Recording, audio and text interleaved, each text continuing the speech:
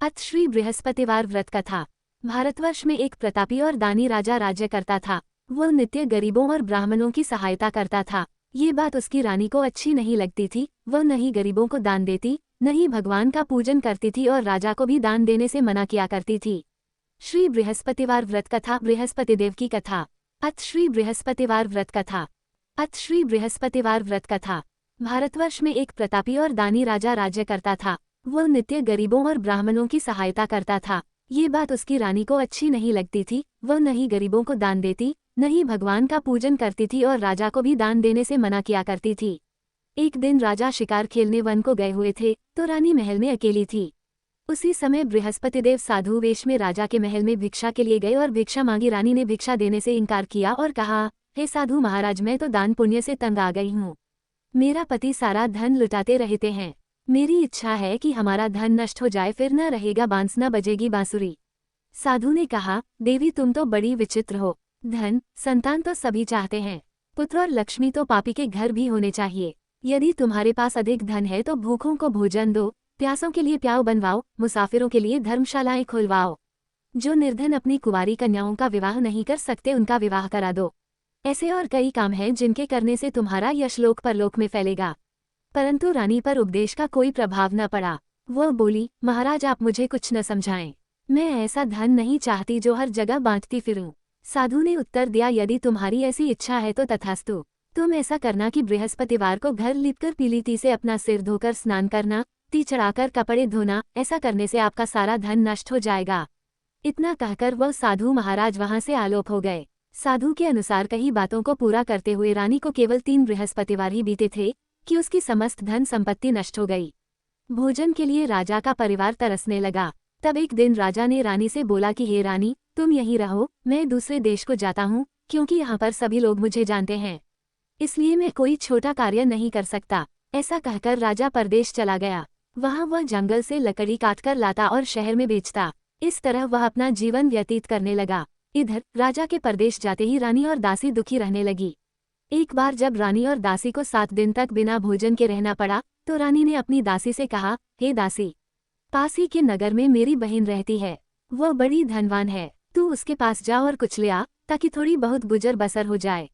दासी रानी की बहन के पास गई। उस दिन गुरुवार था और रानी की बहन उस समय बृहस्पतिवार व्रत की कथा सुन रही थी। दासी ने रानी की बहन को अपनी रानी का संदेश दिया, लेकिन रानी की बड़ी बहन ने कोई उत्तर नहीं दिया। जब दासी को रानी की बहन से कोई उत्तर नहीं मिला तो वह बहुत दुखी हुई और उसे क्रोध भी आया। दासी ने वापस आकर रानी को सारी बात बता दी। सुनकर रानी ने अपने भाग्य को कोसा। उधर रानी की बहन ने सोचा कि मेरी बहन की दासी आई थी, परंतु मैं उससे नहीं बोली, इससे वह बहुत दुखी हुई होगी। कथा सुनकर और पूजन समाप्त करके वह अपनी बहन के घर आई और कहने लगी, हे बहन, मैं बृहस्पतिवार का व्रत कर रही थी। तुम्हारी दासी मेरे घर आई थी, परंतु जब तक कथा होती है तब तक न तो उठते हैं और न ही बोलते हैं, इसलिए मैं नहीं बोली। कहो दासी क्यों गई थी? रानी बोली, बहन तुमसे क्या छिपाऊं, हमारे घर में खाने तक को अनाज नहीं था। ऐसा कहते कहते रानी की आंखें भर आई। उसने दासी समेत पिछले 7 दिनों से भूखे रहने तक की बात अपनी बहन को विस्तार पूर्वक सुना दी। रानी की बहन बोली, देखो बहन, भगवान बृहस्पतिदेव सबकी मनोकामना को पूर्ण करते हैं। देखो, शायद तुम्हारे घर में अनाज रखा हो। पहले तो रानी को विश्वास नहीं हुआ, पर बहन के आग्रह करने पर उसने अपनी दासी को अंदर भेजा तो उसे सचमुच अनाज से भरा एक घड़ा मिल गया। ये देखकर दासी को बड़ी हैरानी हुई। दासी रानी से कहने लगी, हे रानी, जब हमको भोजन नहीं मिलता तो हम व्रत ही तो करते हैं, इसलिए क्यों न इनसे व्रत और कथा की विधि पूछ ली जाए ताकि हम भी व्रत कर सकें। तब रानी ने अपनी बहन से बृहस्पतिवार व्रत के बारे में पूछा। उसकी बहन ने बताया, बृहस्पतिवार के व्रत में चने की दाल और मुनक्का से विष्णु भगवान का केले की जड़ में पूजन करें तथा दीपक जलाएं, व्रत कथा सुने और पीला भोजन ही करें। इससे बृहस्पतिदेव प्रसन्न होते हैं। व्रत और पूजन विधि बताकर रानी की बहन अपने घर को लौट गई। 7 दिन के बाद जब गुरुवार आया तो रानी और दासी ने व्रत रखा।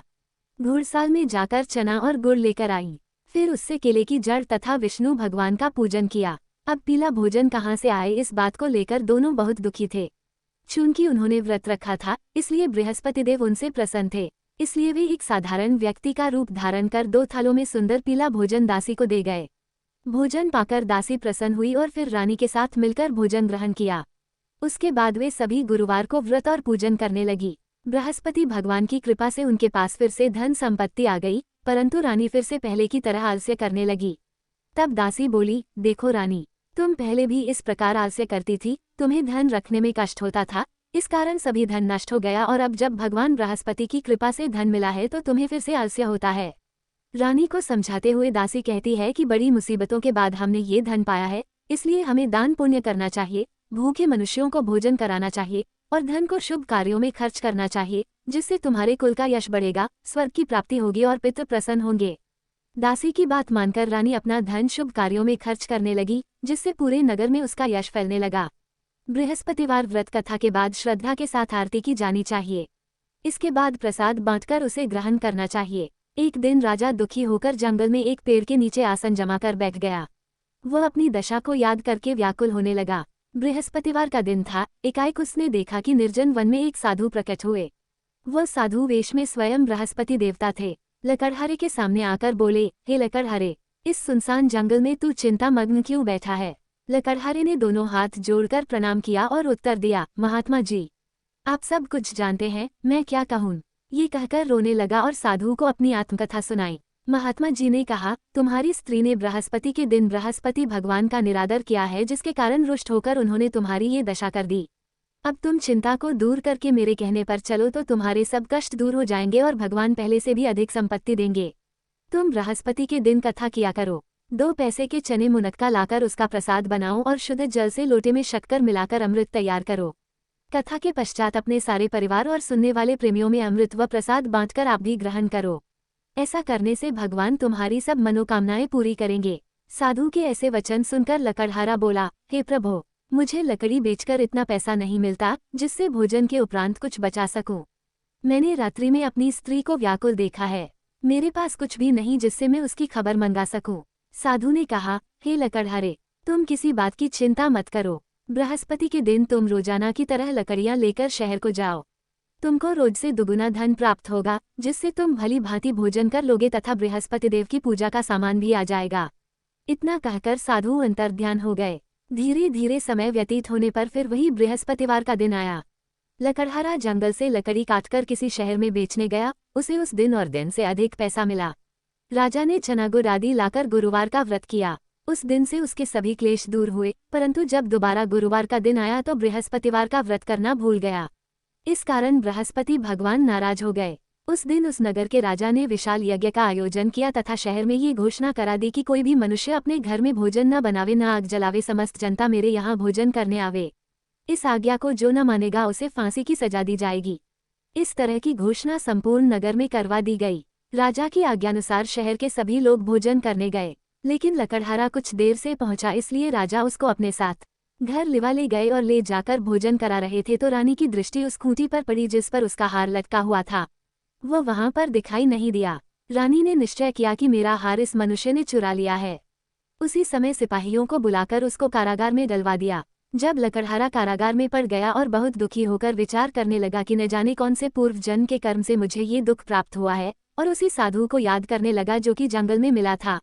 उसी समय तत्काल बृहस्पति देव साधु के रूप में प्रकट हुए और उसकी दशा को देखकर कहने लगे, अरे मूर्ख, तूने बृहस्पति देव की कथा नहीं करी, इस कारण तुझे दुख प्राप्त हुआ है। अब चिंता मत कर, बृहस्पतिवार के दिन कारागार के दरवाजे पर 4 पैसे पड़े मिलेंगे। उनसे तू बृहस्पति देव की पूजा करना, तेरे सभी कष्ट दूर हो जाएंगे। बृहस्पति के दिन उसे 4 पैसे मिले। लकड़हारे ने कथा कही। उसी रात्रि को बृहस्पति देव ने उस नगर के राजा को स्वप्न में कहा, हे राजा, तुमने जिस आदमी को कारागार में बंद कर दिया है वह निर्दोष है। वह राजा है, उसे छोड़ देना। रानी का हार उसी खूंटी पर लटका है। अगर तू ऐसा नहीं करेगा तो मैं तेरे राज्य को नष्ट कर दूंगा। इस तरह रात्रि के स्वप्न को देखकर राजा प्रातःकाल उठा और खूंटी पर हार देखकर लकड़हारे को बुलाकर क्षमा मांगी तथा लकड़हारे को योग्य सुंदर वस्त्र आभूषण देकर विदा कर दिया। बृहस्पति देव की आज्ञानुसार लकड़हारा अपने नगर को चल दिया। राजा जब अपने नगर के निकट पहुंचा तो उसे बड़ा आश्चर्य हुआ। नगर में पहले से अधिक बाग, तालाब, कुएं तथा बहुत सी धर्मशाला, मंदिर आदि बन गई हैं। राजा ने पूछा, ये किसका बाग और धर्मशाला है? तब नगर के सब लोग कहने लगे, ये सब रानी और बांदी के हैं।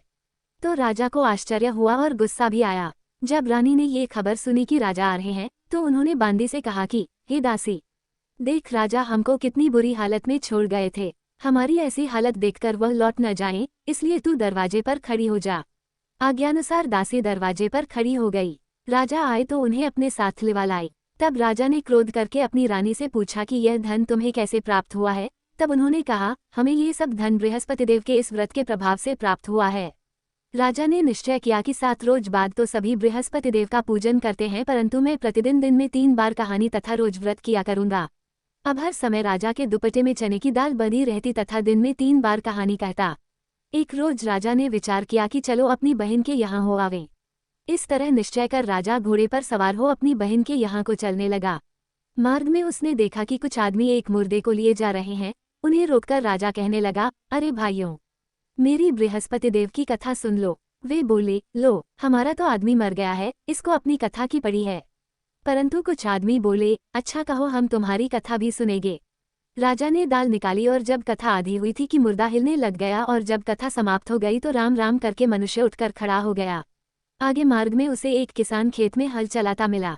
राजा ने उसे देख और उससे बोले, अरे भैया, तुम मेरी बृहस्पतिवार की कथा सुन लो। किसान बोला, जब तक मैं तेरी कथा सुनूंगा तब तक 4 हरया जोत लूंगा। जा अपनी कथा किसी और को सुनाना। इस तरह राजा आगे चलने लगा। राजा के हटते ही बैल पछाड़ खाकर गिर गए तथा किसान के पेट में बड़ी जोर का दर्द होने लगा।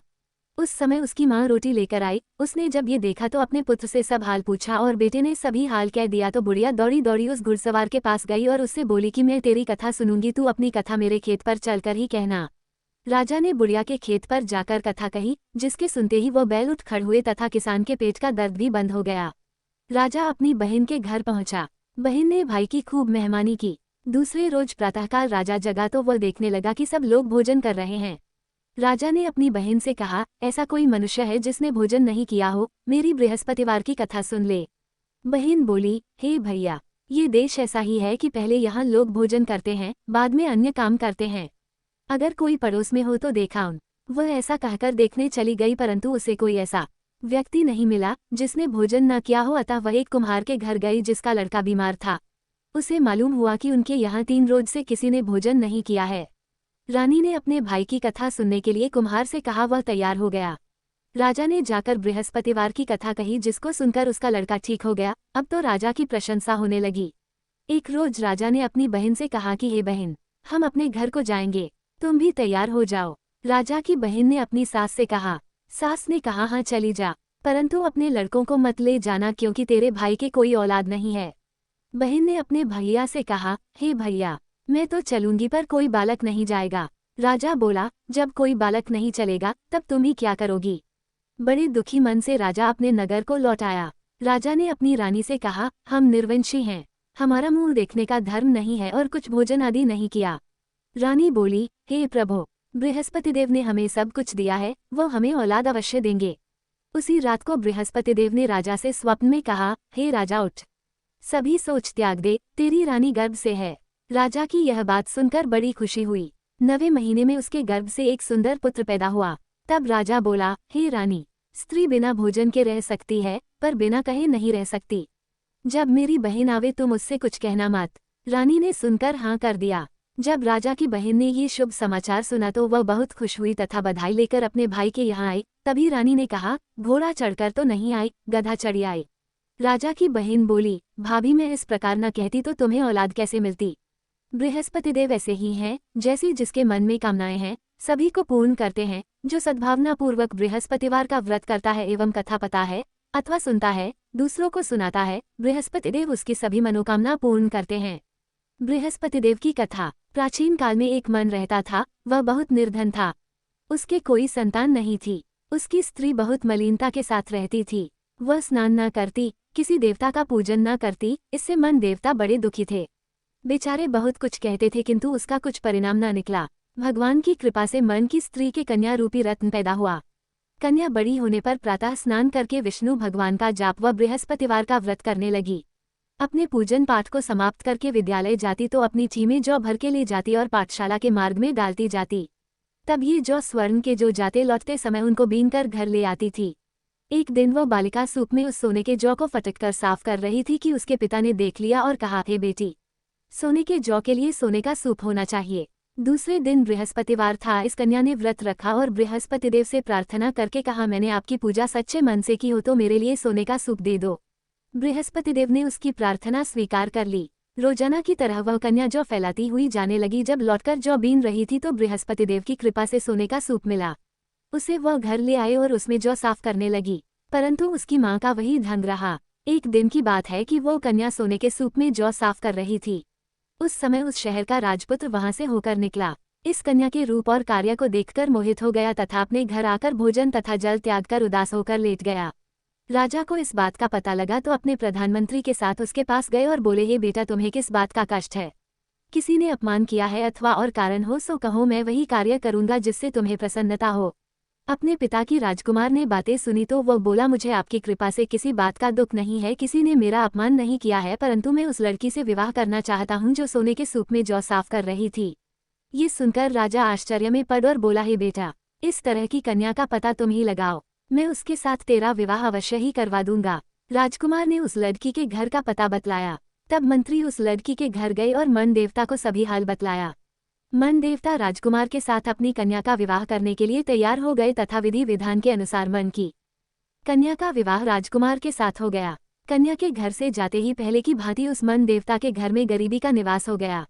अब भोजन के लिए भी अन्न बड़ी मुश्किल से मिलता था। एक दिन दुखी होकर मन देवता अपनी पुत्री के पास गए। बेटी ने पिता की दुखी अवस्था को देखा और अपनी माँ का हाल पूछा। तब मन ने सभी हाल कहा। कन्या ने बहुत सा धन देकर अपने पिता को विदा कर दिया। इस तरह मन का कुछ समय सुखपूर्वक व्यतीत हुआ। कुछ दिन बाद फिर वही हाल हो गया। मन फिर अपनी कन्या के यहाँ गया और सारा हाल कहा तो लड़की बोली, हे पिताजी, आप माताजी को यहाँ लिवा लाओ, मैं उसे विधि बता दूंगी जिससे गरीबी दूर हो जाए। वो मन देवता अपनी स्त्री को साथ लेकर पहुंचे तो अपनी माँ को समझाने लगी, हे माँ, तुम प्रातःकाल प्रथम स्नानादि करके विष्णु भगवान का पूजन करो तो सब दरिद्रता दूर हो जाएगी। परंतु उसकी माँ ने एक भी बात नहीं मानी और प्रातःकाल उठकर अपनी पुत्री के बच्चों की जूठन को खा लिया। इससे उसकी पुत्री को भी बहुत गुस्सा आया और एक रात को कोठरी से सभी सामान निकाल दिया और अपनी माँ को उसमें बंद कर दिया। प्रातःकाल उसे निकाला तथा स्नानादि करा के पाठ करवाया तो उसकी माँ की बुद्धि ठीक हो गई और फिर प्रत्येक बृहस्पतिवार को व्रत रखने लगी। इस व्रत के प्रभाव से उसके